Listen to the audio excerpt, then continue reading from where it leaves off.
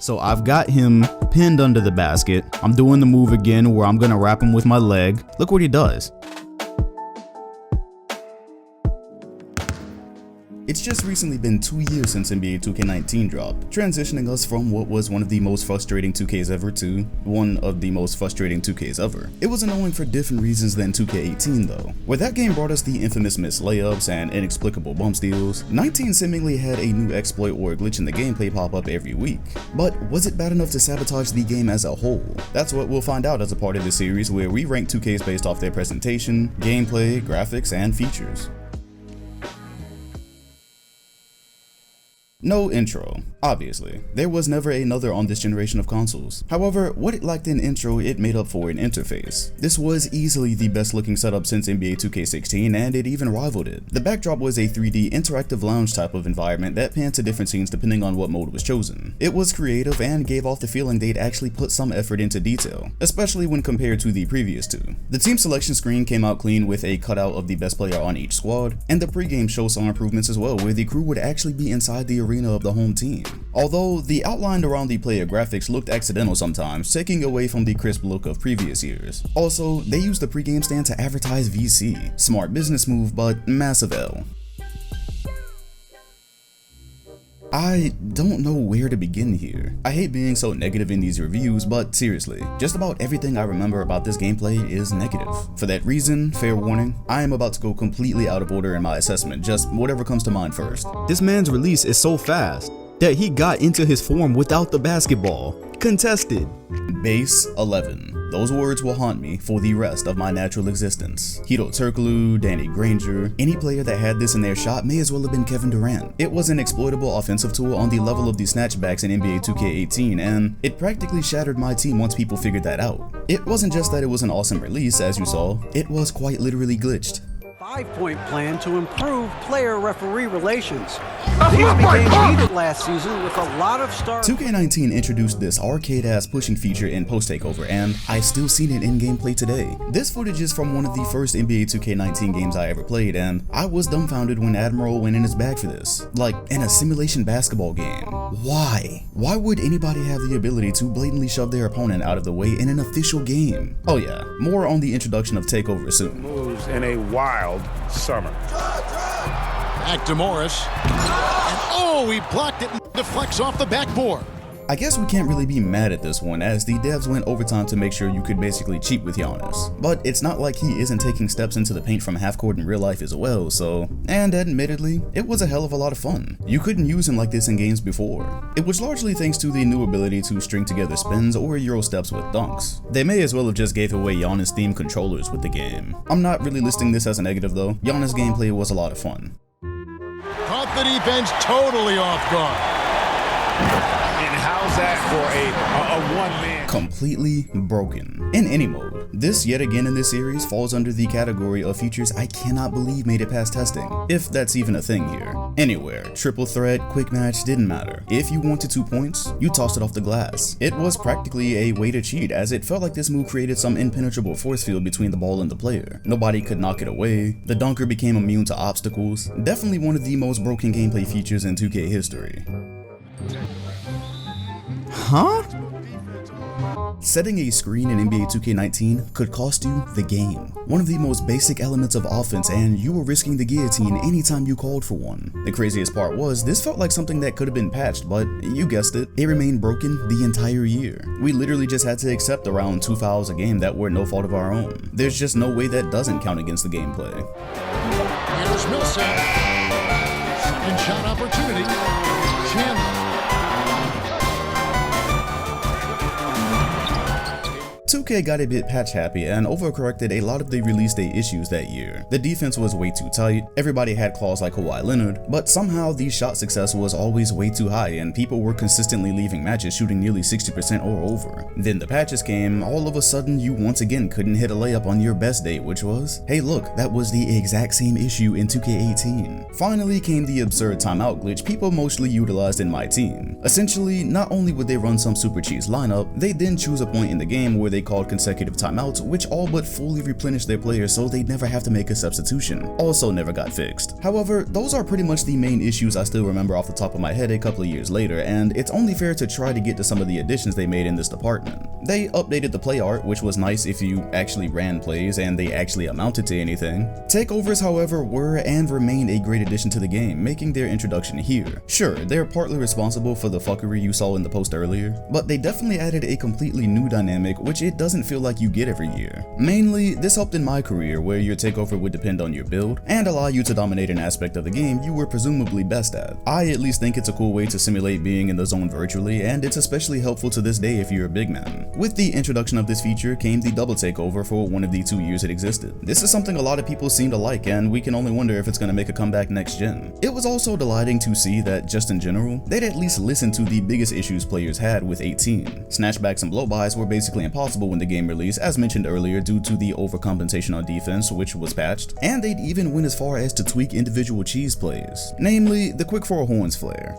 This was at least on the top 5 list of OP actions, as players were practically guaranteed an open 3 or dunk after running it. Thing was, they nerfed the play without totally ruining its effectiveness. Small change, but it did go to show that there was a heavy focus on remedying main issues people spent a year frustrated with. And finally, looking at the graphics, I would venture to say that this was the last time this console generation you could distinctly tell consecutive games apart from one another without having to look too closely. In other words, I could pick 2K19 out of a crowd of 17 and 18, but I can't really say the same for games after this. There was a definite improvement as multiple players looked more accurate, and the game overall had this nice, smooth, darker look to it. It marked the second straight year of improvement in the area since the random debacle in 2K17.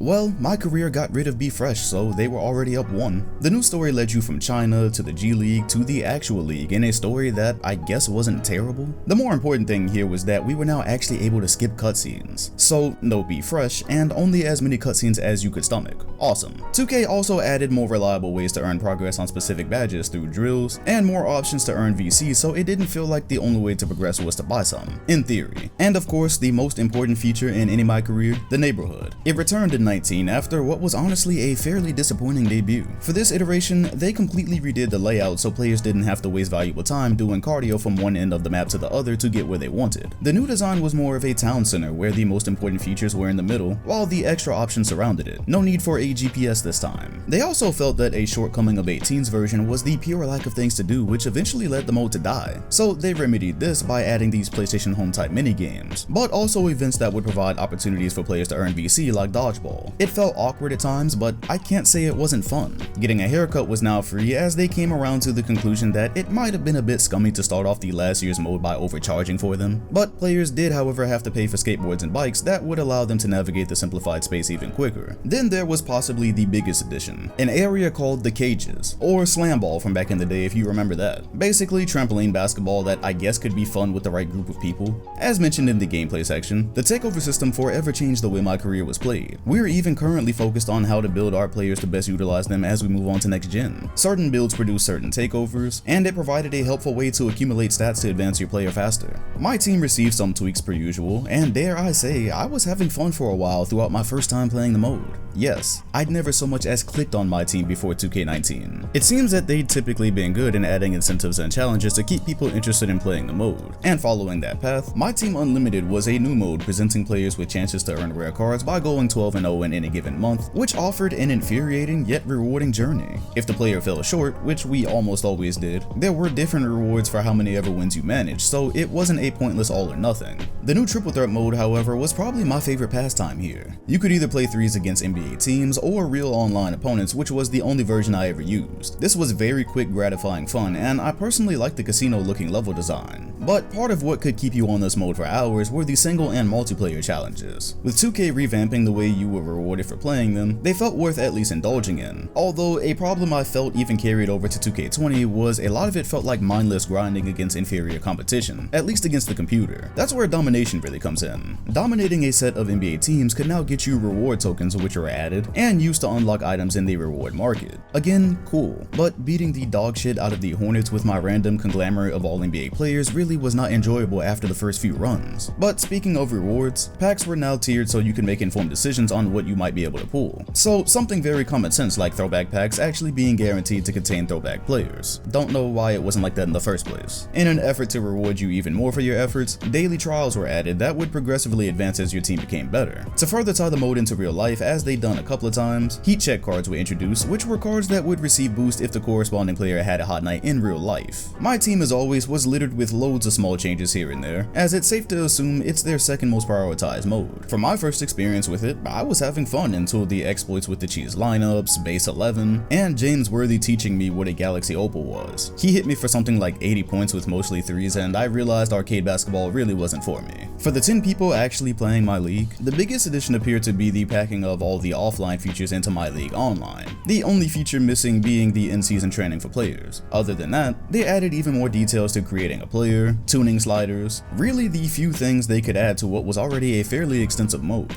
Finally, this seems to be the year they added the draft in the capacity that it exists today. The live player models, the analysis. It was a pretty big addition considering how popular it's been in the Sims we've done. Way more interactive than just watching names appear next to a team. The last feature truly worth mentioning here feels like it'd be the historical drafts, which honestly have been little more than a good starting point for the PC community. It sounded monumental on paper, but when 90% of the class is generic players, you basically need mods to make it worth using. Cool idea though. Last but certainly not least in features, the complete and utter destruction of playing out online. I've not enjoyed playing this mode one day since 2K19 dropped, and not without reason. This is what you call doing too much. Their quote big addition was player control, which was basically all-star team up with you and your opponent controlling one player. Not the changes anybody cared about or wanted in this mode. But the worst thing they did, rather than fixing the problems with the tier systems from 18, was compounding them by locking teams within those tiers. So instead of having each team available on day 1, you now had to rank up to certain leagues to play with certain historic teams. That was a cool idea, maybe for like 2009 when A, people actually played the mode, and B, there was a team selection screen so people could give themselves a fighting chance in certain matchups. Locking teams in a mode people had already migrated from to begin with felt like a move to further push them away from a part of the game that hadn't yet been monetized. But if the whole locking element weren't bad enough, you still ran into the same issue of finding opponents that chose the same team as you. So out of every 10 matches you got, maybe 2 or 3 would not only be with teams you didn't want to run in the first place, it'd also be this extremely dry duplicate game you'd have to close the app to avoid. And if you managed to look over all of this or even liked it for some reason, the mode itself literally didn't work for a good month or so. You would get random drops that pinned the losses on you, random connection errors, and they were totally independent of your internet. I can prove as much because I played hundreds of 2K18 Play Now online games. 2K19 dropped and all of a sudden I couldn't finish one. This while still being able to play other modes like my team with relatively no problems. Long story short, this was the official death of what could have been such a simple mode. 2 players pick 2 teams they want to play with and play. There's absolutely zero reason the most basic form of one-on-one should ever be this convoluted, and we can only hope they re-implement common sense on PS5.